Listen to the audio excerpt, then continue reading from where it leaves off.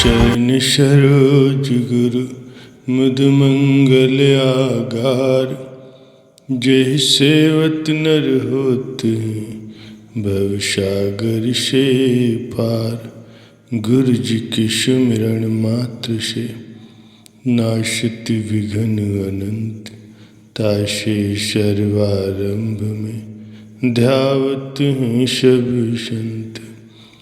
तासे सर्वारंभ में ध्यावत हैं सब संत। प्यारे गुरुमुख सज्जनों, आप सभी ये जानते हैं कि आज दीपावली का शुभ पावन त्यौहार है। प्रत्येक स्थान पर ये पर्व मनाया जाता है और किस लिए मनाया जाता है ये भी आपको ज्ञात है क्या? भगवान श्री रामचंद्र जी 14 वर्ष के पश्चात जब वनवास से वापस अयोध्या लौटे तो उनके आने की खुशी में ही समस्त अयोध्यावासियों ने अपने घरों में आनंद के दीपक जलाए और दीपावली मनाई।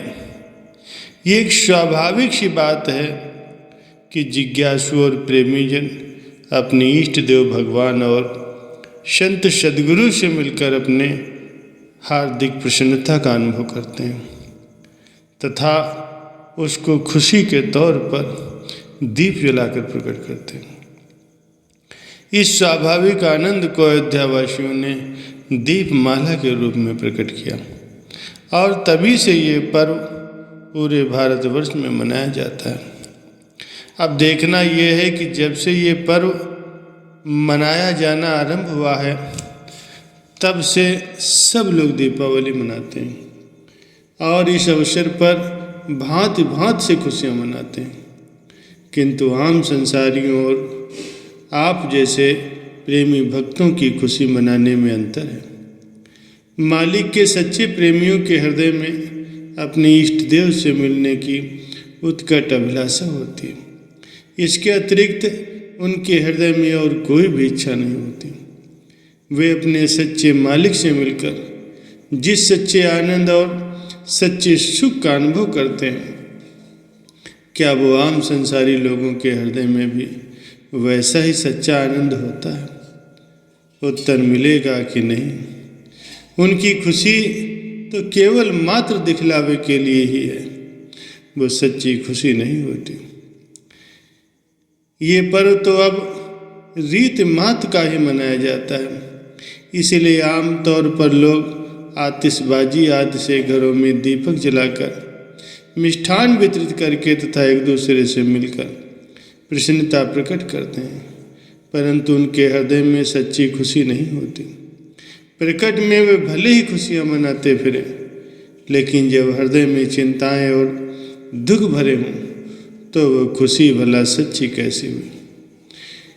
यदि इस प्रकार दीपावली की खुशी मनाने से मनुष्य के दुख दूर हो सके अथवा चिंताओं से मुक्ति प्राप्त हो तब तो सच्ची दिवाली है, किंतु ऐसा तो नहीं होता। ये तो देखने में आता है कि दीपावली की खुशी मना लेने से लोगों के दुख संकट दूर हो गए।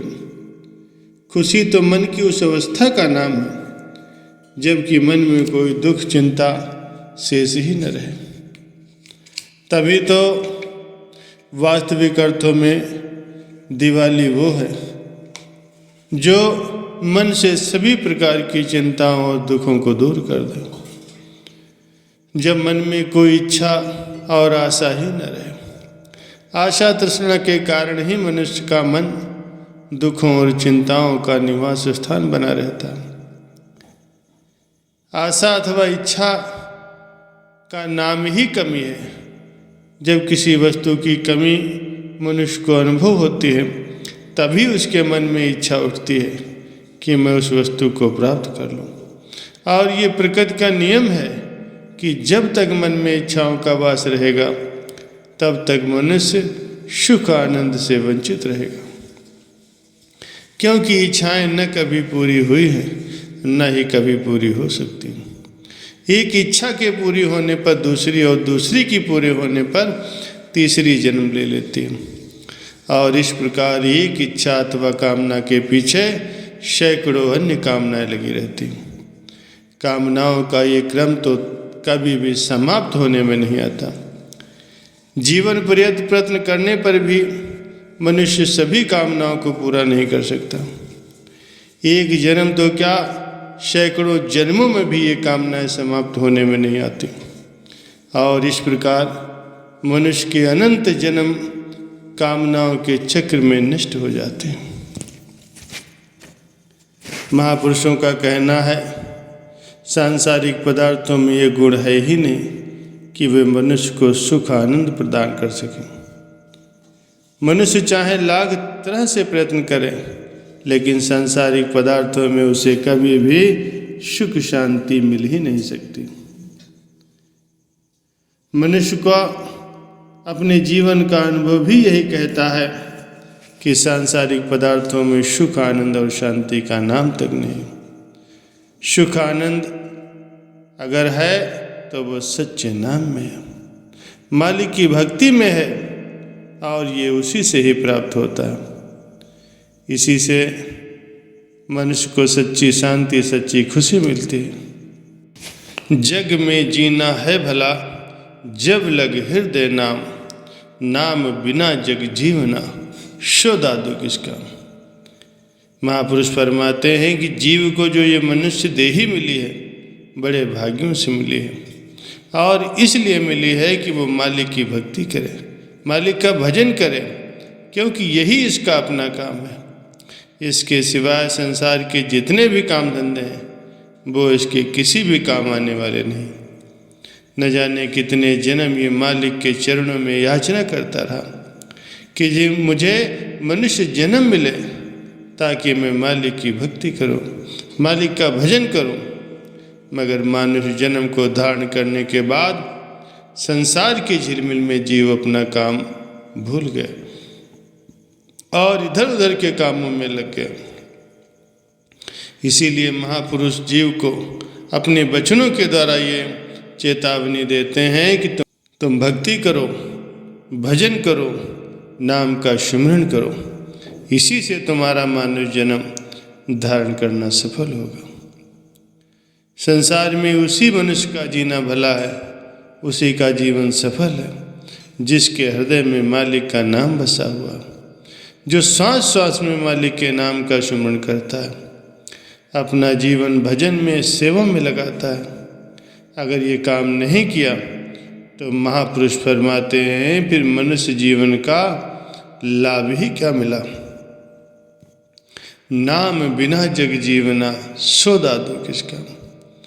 महापुरुषों के वचनों से ही जीव को यह पता चलता है कि जीवात्मा को जो ये मनुष्य शरीर मिला है वह केवल खाने पीने और सोने के लिए नहीं, संसार के काम धंधे करने के लिए नहीं, हकीकत में उसका अपना काम है तब वो मालिक की भक्ति करना है, मालिक का नाम स्मरण करना है, मालिक की सेवा करना है। इसी से ही उसका मानव जन्म सफल होगा। मगर ये विचार, ये ज्ञान मनुष्य को कैसे मिल सकता है?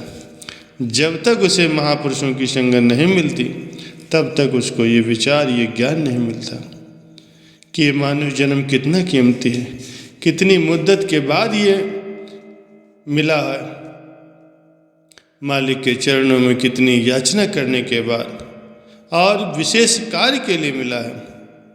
ये विचार, ये ज्ञान, ये महापुरुषों की संगत में ही प्राप्त होता है। ये जन्म मालिक की भजन भक्ति और सेवा के लिए मिला है।